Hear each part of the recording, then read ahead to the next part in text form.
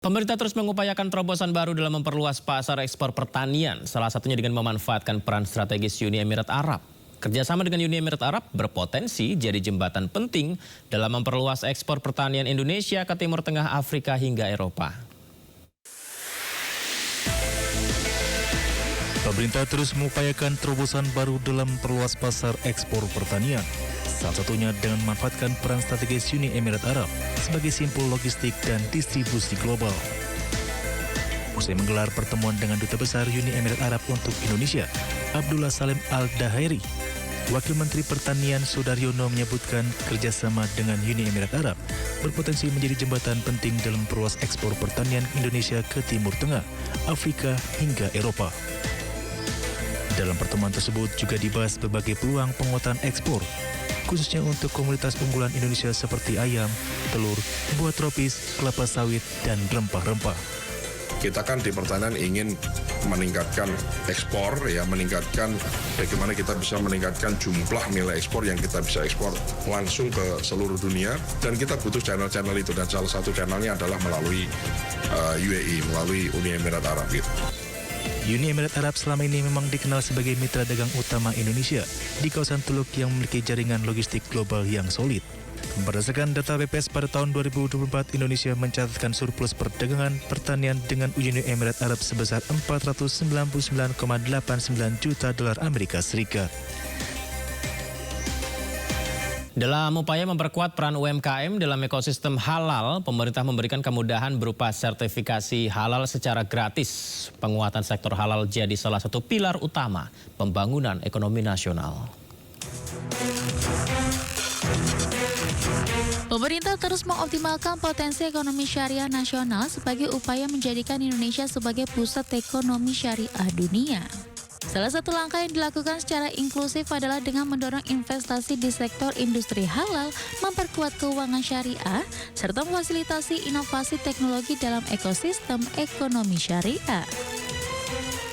Menko Perekonomian Airlangga Hartarto mengatakan bahwa sektor halal menjadi salah satu pilar utama pembangunan ekonomi nasional. Indonesia juga telah memiliki regulasi khusus terkait produk halal sebagai bentuk komitmen pemerintah dalam membangun sistem halal nasional yang kuat dan berdaya saing global. Dalam rangka memperkuat peran UMKM dalam ekosistem halal, pemerintah juga memberikan kemudahan berupa sertifikasi halal gratis.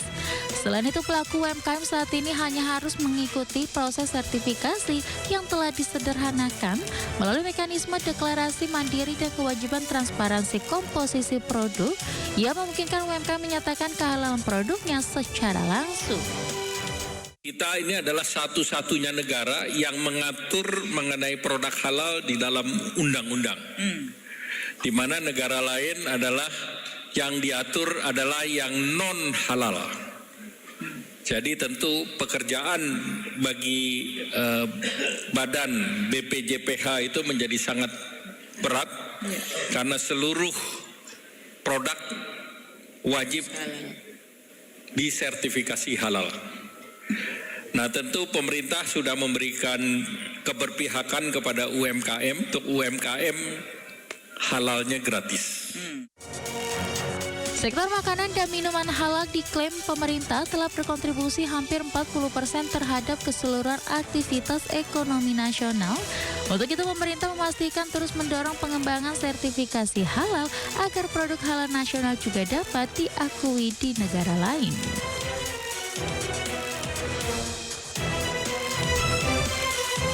Memperingati Hari Konsumen Nasional, Menteri Perdagangan Budi Santoso mengajak masyarakat untuk fun run bersama di Taman Mini Indonesia. Seperti inilah kegiatannya, perayaan Hari Konsumen Nasional jadi momentum pengingat bagi masyarakat terkait pentingnya perlindungan konsumen dan mencintai produk lokal. Dan untuk memperingati Hari Konsumen Nasional, Menteri Perdagangan Budi Santoso ikut fun run 5 km yang diikuti oleh ratusan peserta. Dalam kesempatan ini, Budi Santoso menyampaikan kepada seluruh konsumen untuk pentingnya berpikir kritis agar produk dan jasa kita dapat bersaing hingga berdampak pada pembangunan negara. Mendak juga mengajak warga untuk membeli produk lokal Indonesia yang memiliki daya saing dan berkualitas. Bapak Boga Simatupang sudah hadir juga. Ingin mengingatkan kembali kepada kita semua selaku konsumen bahwa kita itu harus kritis, harus cerdas dan berdaya ya. Jadi kalau kita itu konsumen kritis, cerdas, berdaya, sebenarnya konsumen itu kunci utama di dalam pembangunan. Kenapa? Ketika kita kritis terhadap produk yang kita beli, ya kita pasti memperhatikan kualitas, ya apakah barangnya atau jasanya, ya kemudian juga kalau itu makanan kadaluarsanya dan sebagainya. Artinya apa? Kalau kita berpikir cerdas maka produsen yang memproduksi produk-produk untuk konsumen itu maka dia juga akan berdaya saing. Karena kalau tidak berdaya saing pasti tidak akan kebeli. Pemirsa, Presiden Prabowo Subianto melanjutkan kunjungan kenegaraan ke Thailand. Tiba di Bangkok, Prabowo akan bertemu dengan Raja Maha Vajiralongkorn dan Perdana Menteri Paetongtarn. Presiden Prabowo Subianto mendarat di Bandara Militer Don Mueang setelah disambut secara resmi oleh sejumlah menteri di Thailand. Presiden Prabowo dan rombongan kemudian menuju ke hotel tempat bermalam. Di hotel, Presiden disambut sejumlah diaspora Indonesia yang tinggal di Thailand. Ya, setelah penyambutan dan audiensi dengan Raja Thailand Maha Vajiralongkorn, Presiden melanjutkan pertemuan bilateral antara kedua negara.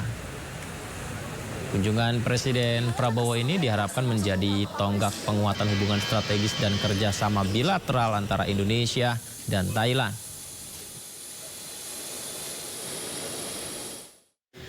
Presiden Prabowo Subianto bertemu Perdana Menteri Thailand Paetongtarn Shinawatra usai melakukan pertemuan bilateral di Government House Bangkok, Thailand. Dalam pertemuan ini kedua negara sepakat membahas kerjasama menuntaskan masalah kejahatan lintas negara.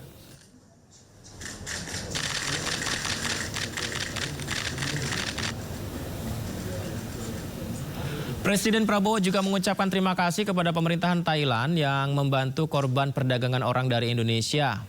Dua negara ini akan meningkatkan kolaborasi keamanan maritim, penguatan upaya kontra terorisme, dan kerjasama keamanan cyber.